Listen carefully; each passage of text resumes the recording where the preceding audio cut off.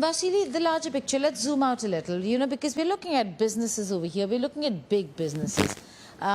Supply chain disruptors.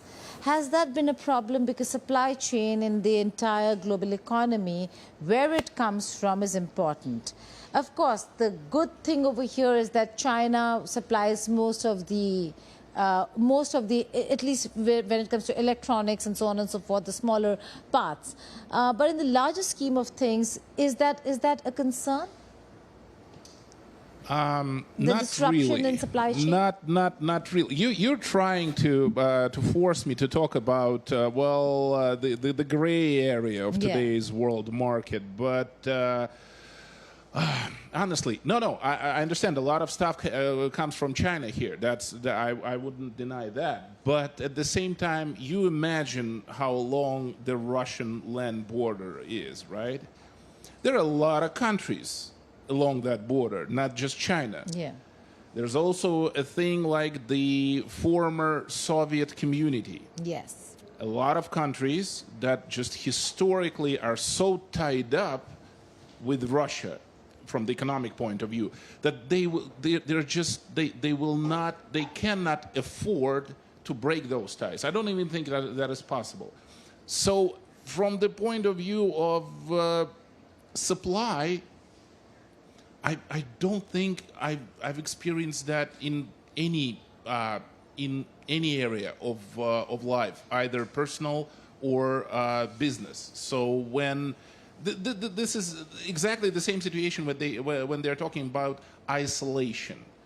Well, there are 193 members of the United Nations. If we are isolated by 20 of them, that doesn't really create a huge problem, you understand, mathematically.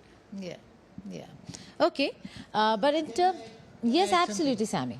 Now, as I told you, the first thing for India-Russia business is the ruble-rupee payment, where both the central bank and Reserve Bank are working on it. The other thing is connectivity. So this is where Russia is working very hard.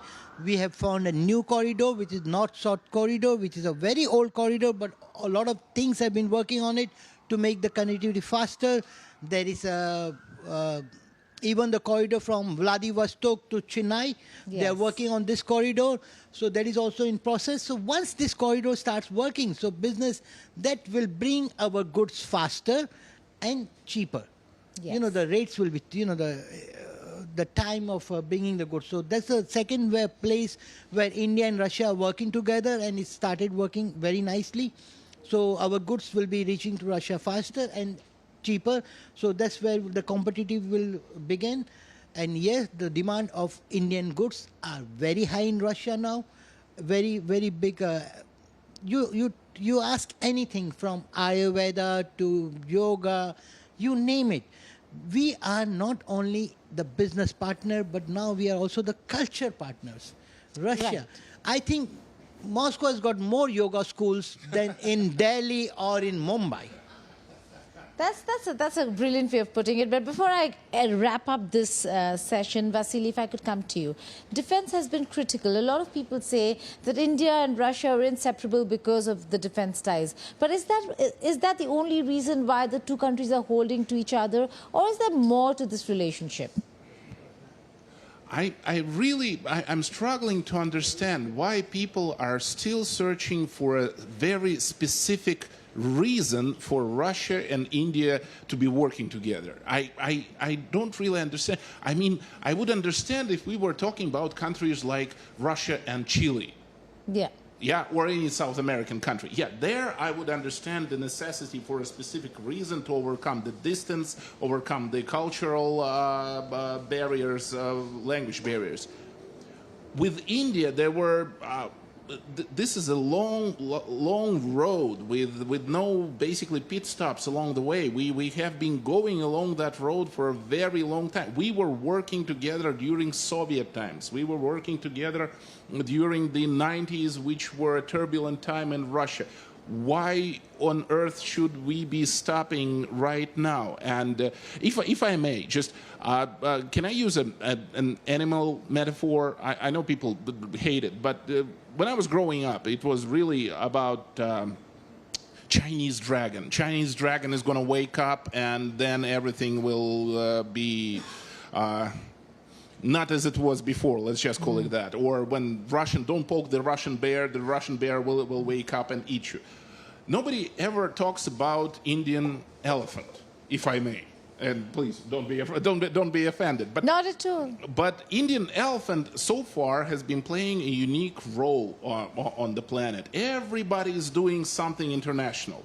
India is just standing there, slowly growing in size. The elephant is slowly growing in size. It's not like the elephant is attacking you, or it's dangerous to you, or it's not like it's even talking to you. But you cannot just ignore this elephant that's just getting bigger.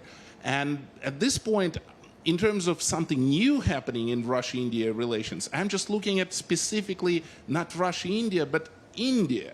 Because I'm just hoping that when the Indian elephant finally wakes up, first of all, it's not going to be mad.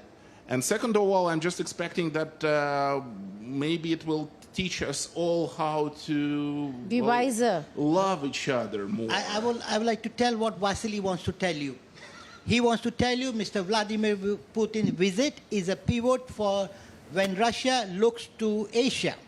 And they understand without India, they cannot make it. India is the center point. India has the population. India is the nest. When you talk about India-Russia relationship, yes, the past was defense and energy. The future is joint manufacturing. Okay. The only way we two countries can do something together is joint manufacturing in IT, pharma, technology, textiles. That's the only way. Right. We keep mentioning every time there's an India-China conversation, dance of the elephant and the dragon. But here we'll have to see how the bear and the elephant dances when Putin and Modi meet. Thank you so much for joining me here.